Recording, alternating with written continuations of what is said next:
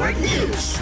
Dalawang lalaking nagnakaw ng kambing sa Palayan City, Nueva Ecija, arestado. Detalye ng balitang yan mula kay Rajuman Ace Blanca ng RMN, Nueva Ecija.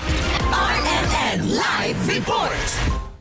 Arestado ang dalawang kalalakihan matapos umunong magnakaw ng kambing sa barangay Mapait sa Palayan City dito sa Nueva Ecija. Kinilala lang ng pulisya ng Palayan ng mga suspect na isang 42 anyos na binata at construction worker at isang 50 anyos na lalaki may asawa at walang trabaho. Kapwa-residente ang mga ito ng barangay Lourdes sa Cabanatuan City. Samantala, ang biktima ay isang 75 years old na lalaki na residente naman ng barangay Mapait sa Palayan. Batay sa ulat ng Palayan, bandang alas 4:40 ng hapon noong January 22 ay iniulat sa kanila ng matanda na ninakaw umano ng dalawang hindi pa nakilalang lalaki ang kanyang babaeng kambing. Ayon sa biktima, ang mga suspect ay nakasuot ng itim na long sleeve t-shirt at maong na pantalon at sakay ng isang itim na motorsiklo na walang plaka bago tumakas patungo sa barangay Aulo sa Palayan City. Agad naman na nagsagawa ng hot pursuit operation ng pinagsanib na pwersa ng Palayan Police Station at ng Police Intelligence Unit ng NEPO. Matapos ang maikling habulan, naharang at naaresto ang mga suspect. Nasamsam mula sa dalawa ang isang caliber 38 revolver, isang improvised shotgun na parehong may lamang bala at ang sinasabing ninakaw na babaeng kambing. Dinalan ang nakumpiskang ebidensya sa Palayan City Police Station at kakaharapin ng mga kasong paglabag sa Republic Act No. 10591 o yung Comprehensive Firearms and Ammunition Regulation Act at kasong pagnanakaw sa ilalim ng Article 308 ng Revised Penal Code. Kasama mo sa RMN Nueva Ecija, Rajuman Ace Blanca, Tatak RMN. RMN Network News.